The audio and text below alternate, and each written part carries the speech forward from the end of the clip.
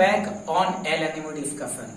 साथियों, मैं आज आप लोगों के बीच हिस्ट्री का सिलेबस जो कि BA पार्ट 2 का होने वाला है, आज इसे इतने सरल भाषा में तोड़ तोड़ करके धांसू तरीके से बताया जाएगा जिसे आप बेसब्री से इंतजार करते हैं। साथियों, अभी तक आपको इतने अच्छे से मिथिला यूनिवर्सिटी के लिए हिस्ट्री BA पार्ट 2 का सिलेबस नहीं मिला होगा जितने अच्छे से हम और हमारा टीम आपको देने का आज प्रयास कर रहे हैं। तो बढ़ते हैं हम लोग अपने नेक्स्ट टॉपिक पे सिलेबस की तरफ। आइए हम लोग अब सिलेबस देखते हैं।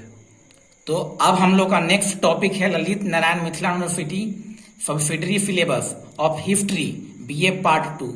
तो आज हम लोग चलते हैं हिस्ट्री के सिलेबस की तरफ में जो कि BA पार्ट 2 का है, जिसमें हम लोग को पार्ट 2 में पढ़ना है केवल भारत का इतिहास जो कि 1526 से 1947 तक का ही पढ़ना है।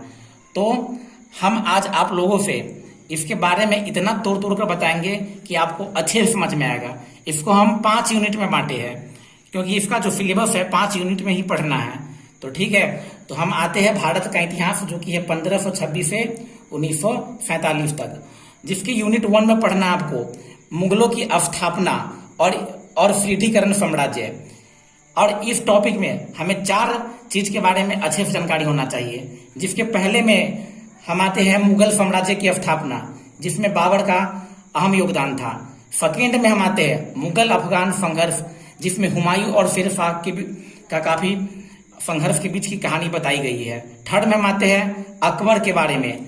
चौथा में आते हैं मुगल प्रशासन की जानकारी। ठीक है, अब हम आते हैं यूनिट सेकेंड की तरफ।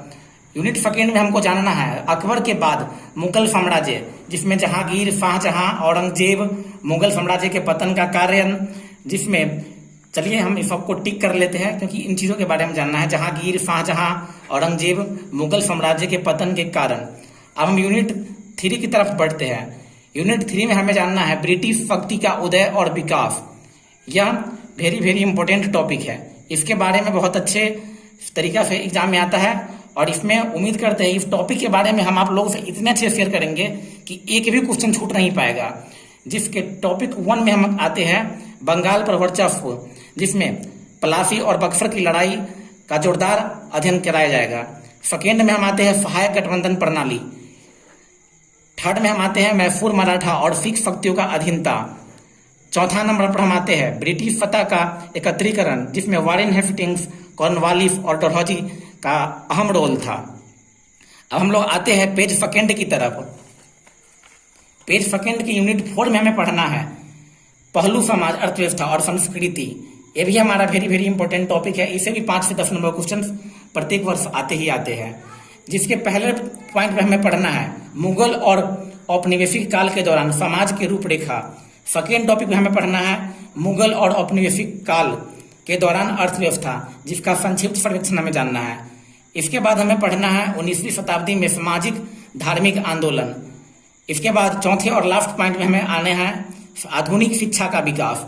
अब हमारा यूनिट 5 जो कि लास्ट यूनिट है, जिसमें हमें पढ़ना है भारतीय राष्ट्रवाद का पहलू, जिसमें 1857 का विद्रोह, जिसके कारण, प्रभाव और प्रकृति के बारे में मुझे जानने हैं। भारत सेकेंड में हम आते हैं भारत राष्ट्रवाद का उदय। सेकेंड के बाद हम आते हैं थर्ड टॉपिक में, जिसमें जानना है भारतीय राष्ट्रवाद का गांधीवादी चरण, असहयोग, सवर्णीय अवज्ञा और भारत छोड़ो आंदोलन। इसके बाद जो लास्ट वाला मेरा टॉपिक है वह है वैकल्पिक राष्ट्रवाद और विरोधाभास, क्रांतिकारी राष्ट्रवाद और मुस्लिम सांप्रदायिकता का विकास और भारत का विभाजन। ये हमारा जो भारत का विभाजन है और मुस्लिम सांप्रदायिकता का विकास है, ये हमारा बहुत ही इंटरेस्टिंग टॉपिक है। और जो वैकल्पिक राष्ट्रवाद और विरोधाभास क्रांतिकारी है, इसे भी क्वेश्चंस काफी आते हैं। तो फ्रेंड्स, यही था हमारा ललित नारायण मिथिला यूनिवर्सिटी पार्ट 2 का सिलेबस। यदि आप इसको बहुत अच्छे तरीके से कवर कर लेते हैं तो आपको कोई भी ताकत 85 नंबर लाने से कोई नहीं रोक सकता है हिस्ट्री में। तो उम्मीद करते हैं कि यह वीडियो बहुत अच्छा लगा होगा। साथ ही एक बात आप बहुत ही ध्यान दीजिएगा, यदि आपका कोई रिलेटिव, भाई बहन या कोई भी हो जो आपका बहुत बड़ा मित्र हो, छोटा मित्र हो, कोई भी हो, तो आप उसे ये वीडियो शेयर करना नहीं भूलना, क्योंकि वो हो सकता है केवल यही एक वीडियो उसका मार्क्स में काफी परिवर्तन ला सकता है। तो उम्मीद करते हैं कि यह वीडियो आप अपने रिलेटिव, अपने भाई बहन इत्यादि को भेजेंगे। साथ ही मैं आपको 2 बुक जरूर प्रेफर करूंगा जो आपको बीए पार्ट 2 में बहुत अच्छा मार्क्स गेन करवा सकता है। तो उम्मीद करते हैं कि यह वीडियो आपको बहुत ही अच्छा लगा होगा। साथ ही यह चैनल को आप सब्सक्राइब करना ना भूलें और उम्मीद करते हैं कि यह वीडियो तो आपको बहुत अच्छा लगा ही होगा। तो मैं आप लोगों के बीच जाते जाते एक शायरी सुनाना चाहता हूँ कि बेहतर से बेहतर की तलाश करो, मिल जाए नदी तो समंदर की तलाश करो, टूट जाता है फीफा पत्थर की चोट से, टूट जाए पत्थर ऐसा फीफा की तलाश करो।